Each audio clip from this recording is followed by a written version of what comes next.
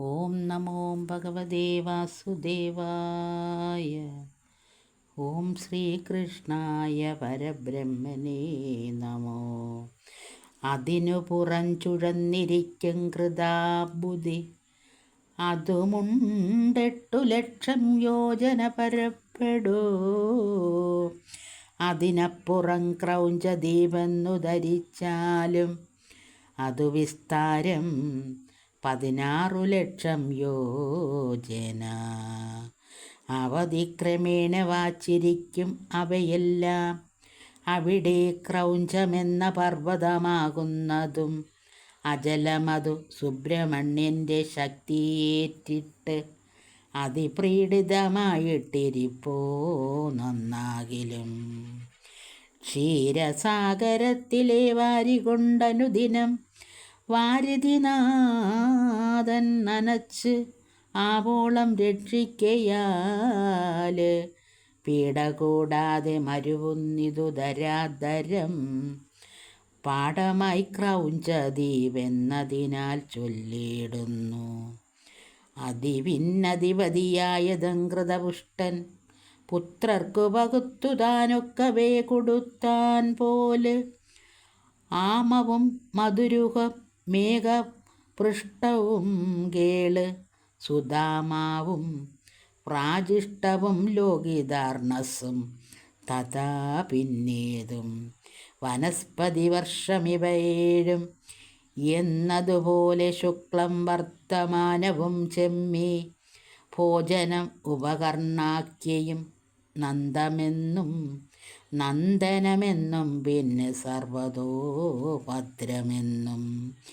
സേതുശൈലങ്ങൾ ഭയാമൃതൗകാരികയും സേതുശൈലങ്ങൾ അഭയാമൃതൗകാരികയും പൂതയാൻ തീർത്ഥവതി വൃത്യരൂപവതിയും ശുക്ലയും പവിത്രാവത്യാഖ്യയും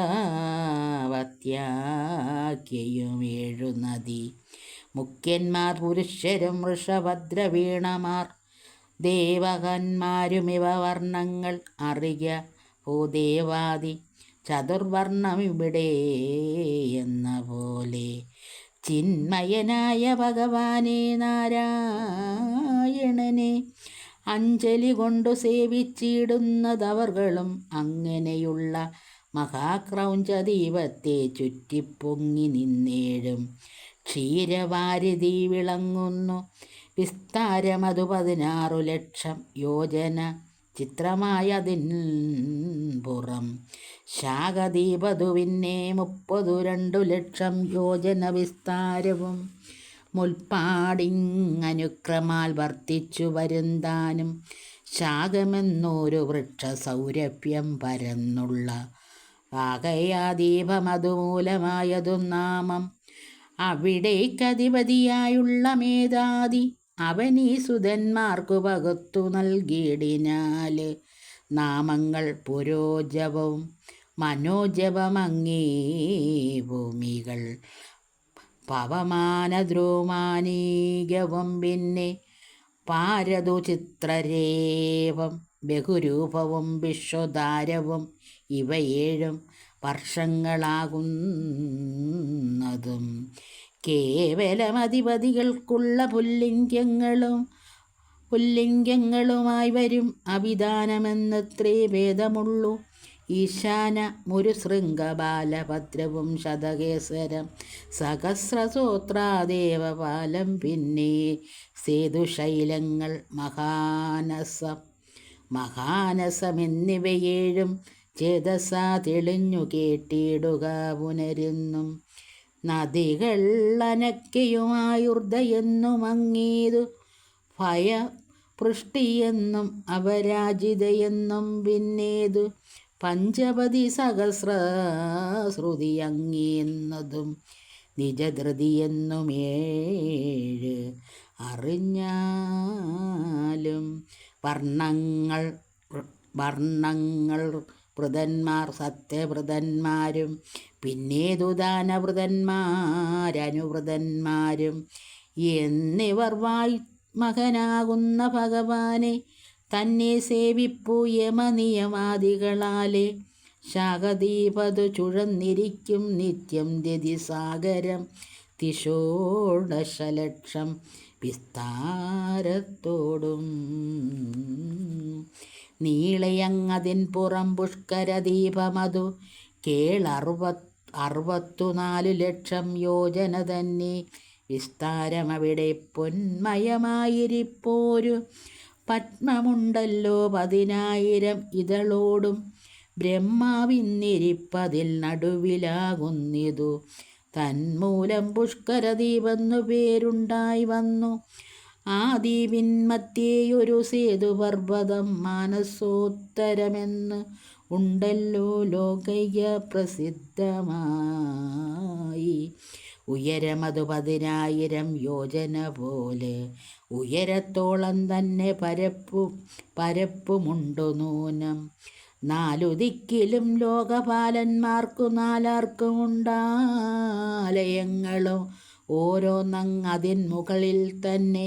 അങ്ങനെയുള്ള മഹാമാനസോത്തരത്തിന്മേല് എങ്ങുമേ പെരുമാറും ആദിത്യരഥചക്രം. എങ്ങനെയറിയുന്നു മായ തൻ മഹിമകൾ? ഇങ്ങനെയുണ്ടു കാണാകുന്നിതു ലോകങ്ങളിൽ. പിന്നെയ ദ്വീപിന്നധിപതിയാം വിധിഹോത്രൻ തന്നെ രമണകനാകിയ തനയനും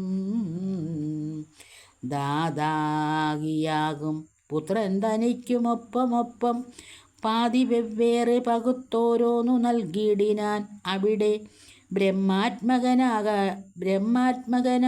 ഭഗവാനെ മുക്തി ശിവസാധനമാകും. ആ കർമ്മം കൊണ്ടു തന്നെ ഭക്തിയോടിരുന്നു സേവിക്കുന്നു സകലരും.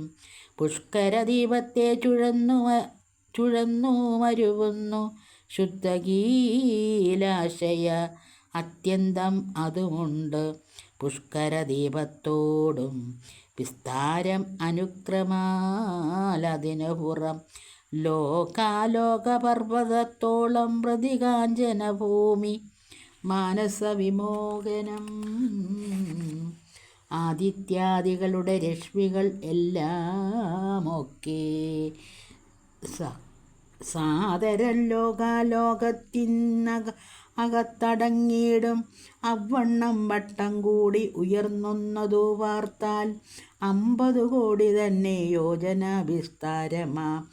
ഈ ക്ഷോണി മണ്ഡലത്തിൽ 4 അറിഞ്ഞാലും ശിക്ഷയാ ലോകാലോകത്തിന് അകമെന്നു നൂനം.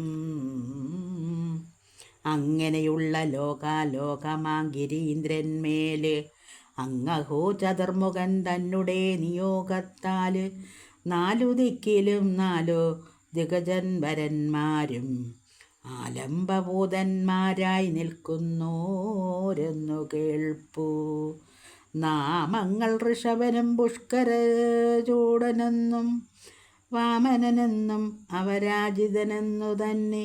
ഈ വണ്ണം ഭൂമി വിസ്താരമൊട്ടൊട്ടു ചൊല്ലിപ്പിന്നെ കേവലം സ്വർലോകവും വിസ്താരം തത്തുല്യം പോലെ. അടുത്ത ഭാഗം നാളെ.